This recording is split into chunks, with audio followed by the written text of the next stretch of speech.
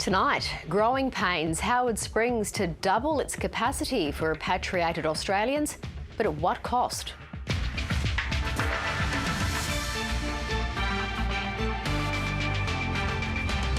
Continental control. Italy stops 250,000 COVID shots bound for Australia. Kiwis head to higher ground after earthquakes strike in the Pacific. And something to celebrate. The remote territory community taking control of its own health system. Good evening, Eleni Roussos with ABC News.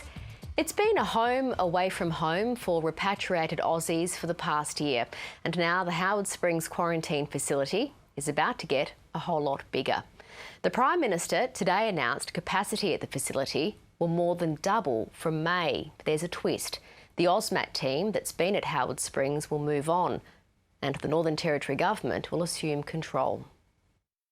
This former workers' camp was transformed into a gold standard international quarantine facility to help get stranded Australians back from Wuhan, China a year ago.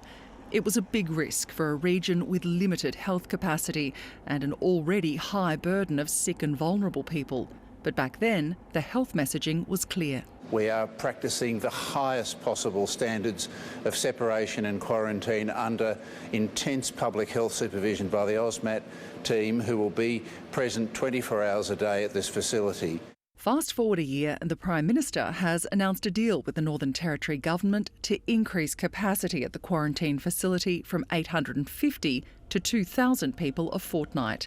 It will mean more beds, more food and a massive drive for health workers. The expansion will see the workforce at Howard Springs grow from over 100 to nearly 500. A recruitment drive will start this month and new staff will be trained and mobilised from May. But there'll be a handing over of control. The national AUSMAT team will no longer run the international side of the facility. Instead, it will be transitioned to Territory Government control. It'll mean a merger of the domestic and international quarantine sites, with the Police Commissioner at the helm. I've always been in control as the Territory Controller. That probably just hasn't necessarily come through. That hasn't reassured the opposition leader, who says international arrivals pose the greatest COVID risk for Territorians. And with reports of rave parties and attempted escapes from the Territory Government's domestic facility, she wants the Chief Minister to explain why he's taking control. When our hospital and health network is under strain and being debilitated just keeping up with the day-to-day healthcare needs of Territorians, then an additional impost of 400 staff and thousands of returnees from overseas is going to put a level of strain on our health system that we haven't seen before.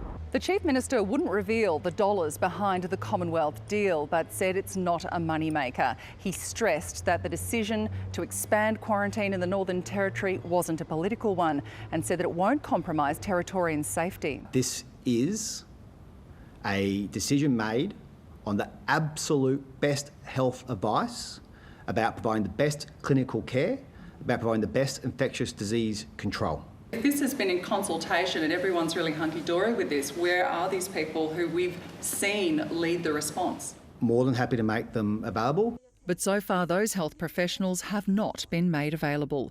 Letitia Lemke, ABC News, Darwin. Australia has become collateral damage in an escalating dispute between European officials and AstraZeneca over the delivery of its COVID-19 vaccines. The EU has blocked a shipment of 250,000 doses that were meant to be sent here. All this is taking place a week after the first batch of AstraZeneca vaccines arrived in Sydney, and on the same day it was given to an Australian recipient for the first time. Here's political reporter Jane Norman. Another first for Australia. And the verdict? I couldn't even feel it at all. Dr Caroline Fegan is a rural GP and immunocompromised. I feel very privileged and I'm very honoured to be the first person in Australia to receive it. Another V-Day for Australia, another vaccination day. A milestone overshadowed by a dispute playing out 16,000 kilometres away. It is arguably the most intensely competitive international environment since perhaps the Second World War. Despite assurances from the European Union, Australia's become the first casualty of new export controls. Italy blocking 250,000 doses of the AstraZeneca jab produced at a facility outside Rome. In Italy, people are dying at the rate of 300 a day. They are in an unbridled crisis situation. A victim of vaccine nationalism, perhaps, but Australia's also sent a warning. It's important that contracts are honoured. Australia's ordered 3.8 million doses from overseas. It's unclear when the next batch will arrive, but the government insists the rollout remains on track. The really exciting thing is that in the week beginning the 22nd of March, we'll start to release the onshore supply of AstraZeneca vaccine. Up to 1 million doses a week produced at Melbourne's CSL facility, coinciding with the next stage of the rollout. Phase 1A expands to 1B, which includes all adults over the age of 70, Aboriginal and Torres Strait Islander people over 55, healthcare workers and people with underlying health conditions. So far, 72,000 Australians have received their first COVID jab, including 20,000 aged and disability care residents. The government says the rollout is going to plan, despite missing its first week target. But the big test will come in a fortnight's time, when the rollout ramps up and more than 4,500 GP clinics begin administering the jabs. Jane Norman, ABC News, Canberra. Let's bring in our London Bureau Chief, Samantha Hawley. Sam, as we just heard, our Prime Minister says contracts must be honoured. Are more shipments from the EU likely to be held up? Well, I think that depends on how many doses Australia has on order from European manufacturers, but it certainly is possible because this wasn't just Italy's decision, it was endorsed by the European Union Commission.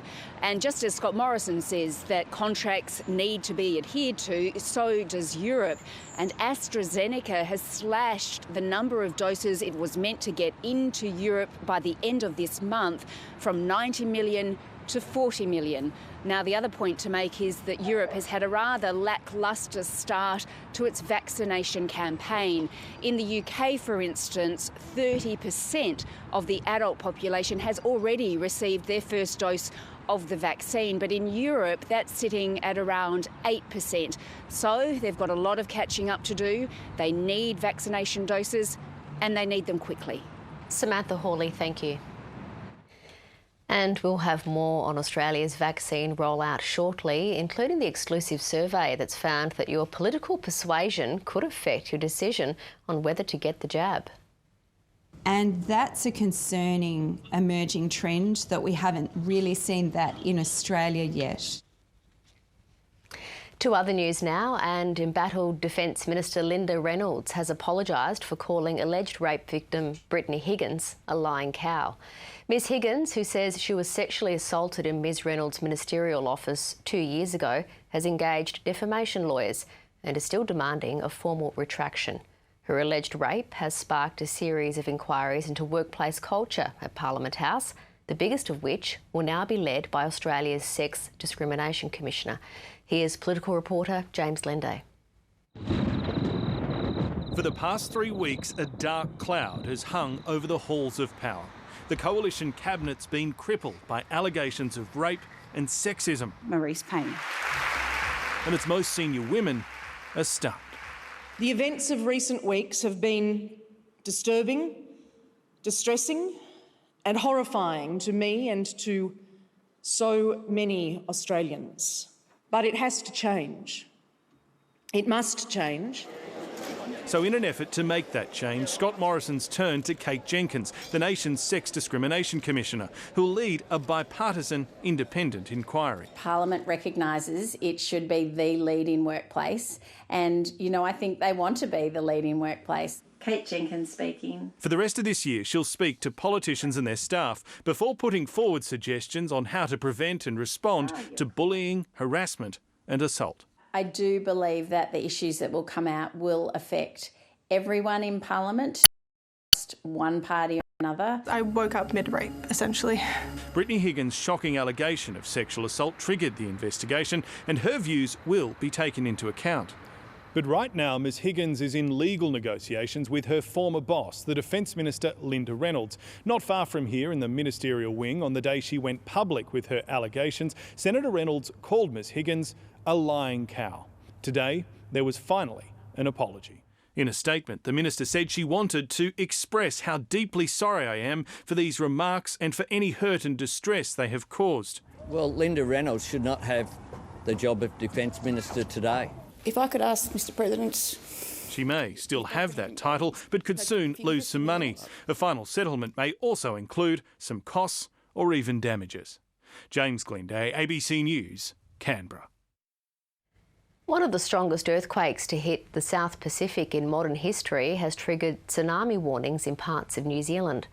Hundreds of people were evacuated from homes in coastal areas and small tsunami waves were captured on camera. But despite the concern, no major damage or injuries were reported, with authorities praising residents for their quick response. This warning is for the west coast of Auckland. After fleeing into the hilltops, residents captured videos of the first waves surging along New Zealand's northeast coast. Emergency sirens rang out across coastal communities as a warning to get to higher ground. They felt the long or strong earthquakes, and they knew to grab their bag and head into the highlands. The first large quake struck just off the coast of the North Island in the early hours of the morning. It was followed by two larger separate quakes hundreds of kilometres away, one with a magnitude of about 8.1. Dozens of aftershocks continued. Yeah, woke up to it. It seemed reasonably strong. It was quite strong and it took forever to stop. Just a slow rocking sensation and just longer than normal, woke us up. Monitoring agencies put other Pacific nations on alert, along with Norfolk Island, which was warned too, for a small surge of about half a metre.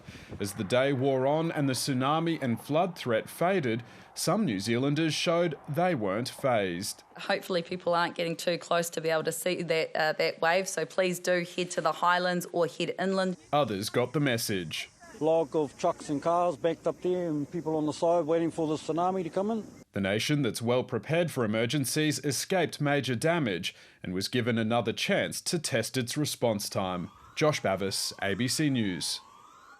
Court hearings have begun into the 2019 New Zealand volcano tragedy, and they include proceedings against the owners of the Whakaari White Island and the tour company involved.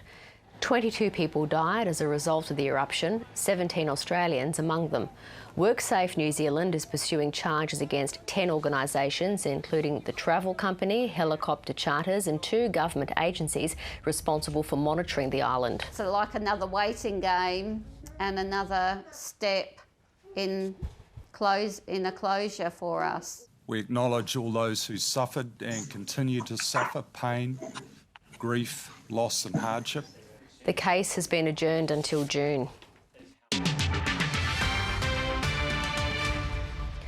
Thousands of women can now claim compensation for injuries caused by pelvic mesh implants after a win in the federal court.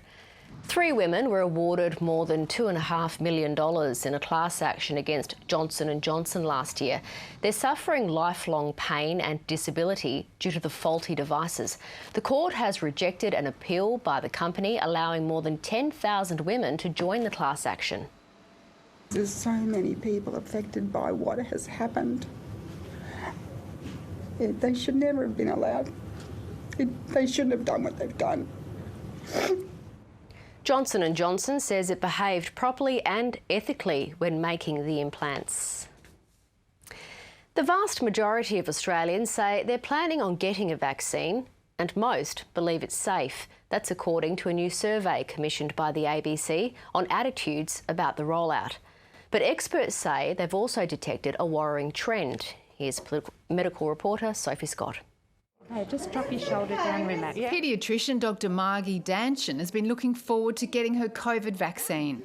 Wow, that was super quick. It's really a momentous day, and for me just represents months of hard work, but also just a huge scientific endeavour and global collaboration. So it's really incredibly exciting. Thank you so much. No worries. And new research suggests she's not alone. We asked Australians how likely they are to get a vaccination when it becomes available.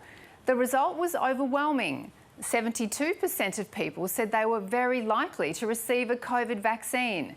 16% of people stated they were unlikely to get it, and of those, 10% basically ruled it out. Researchers from Vox Pop Labs interviewed more than 1,300 people, with the sample reflecting gender, age, education and voting preference across the country. Now that people are seeing the vaccine, it's arrived in Australia, they're probably starting to more easily imagine themselves being vaccinated, and we will see what we were hoping to see, which is a slight drop in hesitancy. Perfect. Views on the safety and effectiveness of the vaccine are more divergent. 44% of people believe the COVID vaccines are very safe. 35% of people are a little less confident. Just 6% think it's unsafe. When it comes to how effective the vaccines will be, Australians don't seem as sure. 54% of those surveyed believe they'll be somewhat effective. My message to anyone who has a question or questions about the COVID vaccines is it's entirely understandable. These vaccines have been developed quickly, and we really want to reassure people that no steps in the vaccine development process have been skipped. These vaccines have been shown to be incredibly safe, and they do work. And there was one unexpected finding. The politically right are much less likely to want to have the vaccine than the politically left. And that's a concerning emerging trend that we've seen in Europe, for example, but we haven't really seen that in Australia yet. The government hopes to vaccinate everyone over 18 who wants the jab by the end of October. Sophie Scott, ABC News. The Northern Territory's largest remote community is now in charge of its health service after decades of government control. Residents of Maningrida and surrounding homelands gathered to celebrate the significant milestone. Felicity James reports from the central Arnhem Land coast. A fish dance and a tribute to the mangroves that line the Arnhem Land coast to mark a transition that's been decades in the making. We're celebrating a special day. It took us a long time. I've seen many friends passing on. Now it's something that's changed. The new Malala Health Service Aboriginal Corporation will now fully oversee primary health care for Maningrida and its remote outstations, home to about 3,500 people. The community's determined the locally driven care with culture in mind will improve people's health. We're dealing with life and death here because the population is just growing, 3,500, probably more. So it's got more consultant room, and now we've got more nurses working in each room. The ceremony celebrates the last stage of this shift, with funding for 10 nurses to oversee acute and emergency care finalised last month, and government-run health programs making the transition over the past 2 years. The community here has waited 20 years to take control of this clinic and has faced roadblocks along the way. It's one of just a handful that have transitioned under Labor's local decision-making policy. There wasn't funding available. Government principles often didn't align with what we wanted to do, so there was an element of ambivalence. There was some governance issues with their board, but they really took it seriously about 7 or 8 years ago, and they put in place structures within their board. The community's also taken control of its local morgue. It's a travesty that it's been so long that the community had to wait to get a morgue, and we're actually looking at upgrading that into the future. The Territory's Health Department will still provide services through the clinic, like patient travel and x-rays. A hospital is next on the community's wish list, with Malala arguing the huge cost of patient transport could be better spent. Felicity James, ABC News. The Danila-Dilba Aboriginal Health Service has launched a legal challenge against the NT Liquor Licensing Director over his decision to approve Darwin's first Dan Murphy's store. Danila-Dilba claims the decision in December was riddled with legal errors. It's also questioning whether the Liquor Licensing Director had the power to approve the Dan Murphy's application. The case has also been filed against Woolworths Group, the outlet's parent company. The approval was given after the Territory Government passed laws to fast-track the process. Thousands of Telstra landline services were down for most of the day in Darwin due to a power equipment issue at the exchange. The outage started at around 7:30 this morning, resulting in homes and businesses unable to make or receive calls. Mobile phone services were not affected. By late afternoon, all services had been restored. Shearers are in red-hot demand at the moment. The hundreds of New Zealand workers who usually help shear Australia's clip can't get into the country. As Clint Jasper discovered, the locals are taking advantage. This shearing crew's in the middle of a 6-week marathon. Shearers and roustabouts are in short supply. It's just been, flat out. Sophie Allen lost her job in Melbourne's event industry last year, but since taking up a job as a roustabout, the work's been non-stop. I really like the consistent income, so I just decided to do that full time. Working alongside her is Rona McDonald, a Scottish working holiday maker who's also taken up shearing work for the first time. I was actually thinking of heading back home in last March, but decided it might be better out here, living rurally, and turns out it was better than going back to Scotland. Their skills are in high demand. Without New Zealand workers bolstering the supply of labour, Australian wool growers are waiting longer to secure work crews. And the price of shearers is rising. They usually get paid the minimum rate of $3.24 per sheep, but these days the price is closer to $4 a head, while roustabouts are earning around $270 a day. It's that supply and demand thing. Certainly the shed hand side of things, we can train people up. The physically shearing sheep, that takes years to know. You can't just jump into it. Last year, demand for woolen clothing plummeted. Large parts of the workforce in North America and Europe were working from home, and events like weddings and parties were cancelled. By September, the market had slumped to an 11-year low, but domestic demand in China is rising. From our point of view and a marketing point of view to stimulate growth, it's all about China. Its large, affluent population, cool climate and the rebound of its economy are carrying the wool market. We're back to level prices before the pandemic. And hoping the close-knit relationship with China doesn't unravel. Clint Jasper, ABC News. A report commissioned by the federal government into the agricultural workforce has recommended undocumented workers be given visas in a one-off program. The agricultural workforce strategy released today aims to solve ongoing labour shortages in the sector. The industry and some Nationals MPs had been pushing for an amnesty. Look, on the surface, it's a good idea. The challenge we've got is national security. And that out-trumps everything. So I'll take the advice out of the Home Affairs Minister. There are around 100,000 illegal workers in the country. About 2/3 are employed in agriculture. To finance, and sharp falls on Wall Street overnight dragged our market lower as investors continue to fret about bond markets and the potential for inflation. Here's Elise Morgan.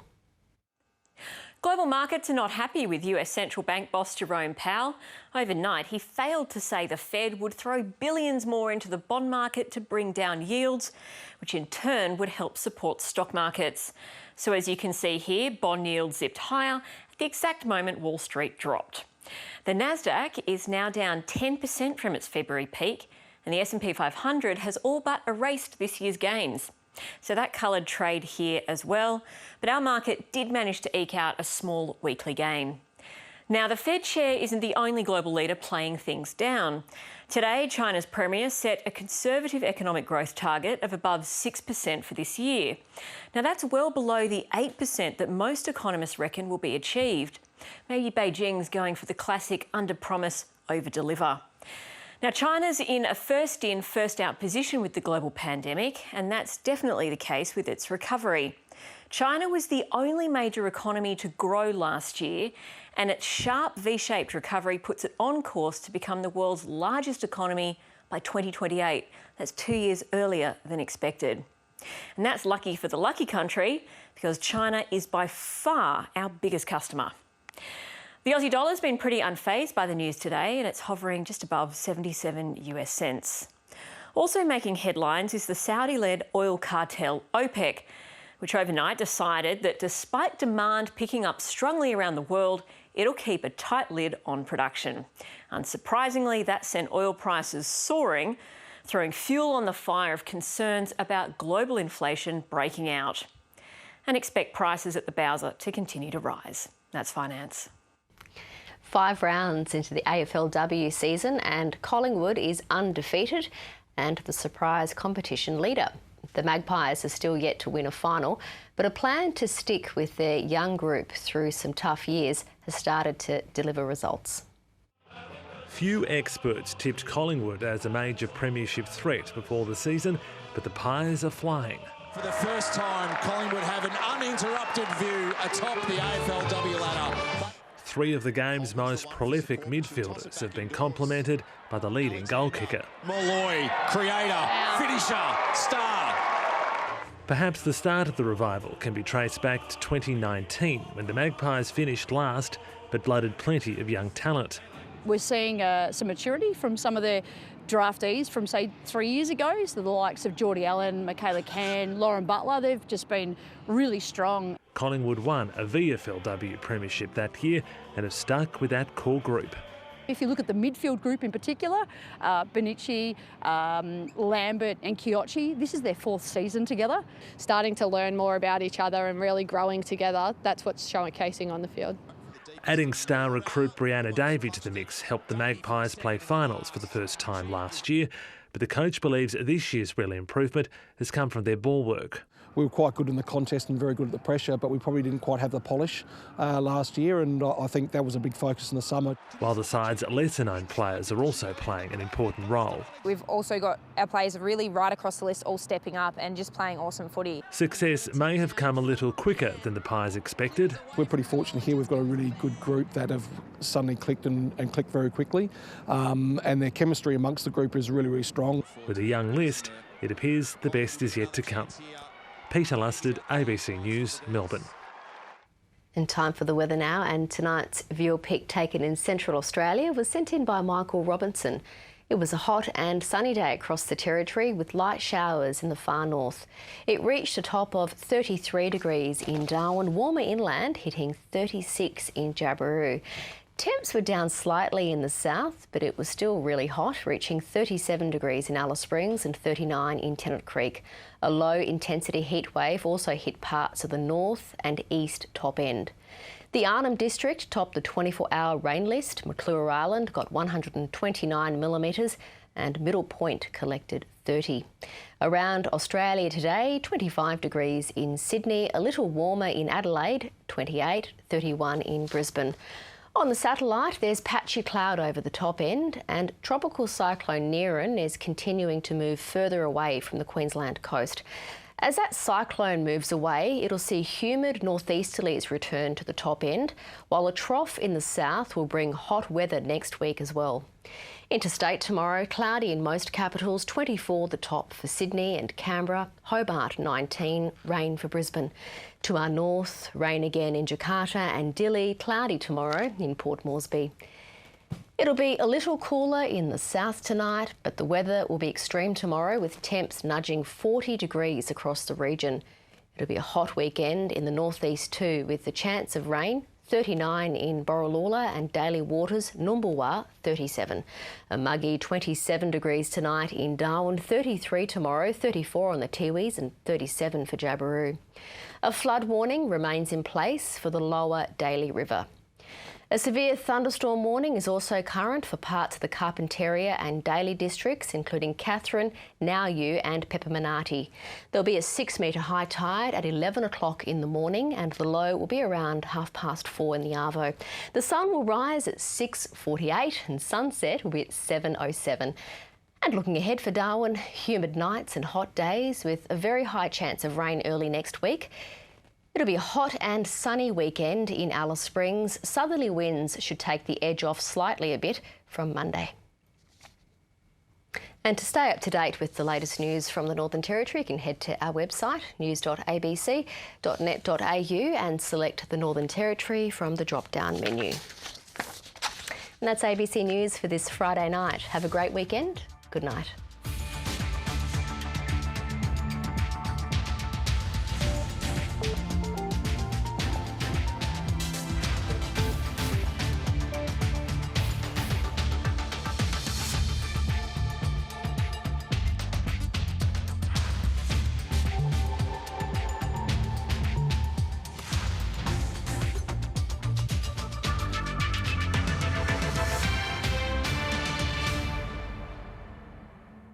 Next on ABC TV.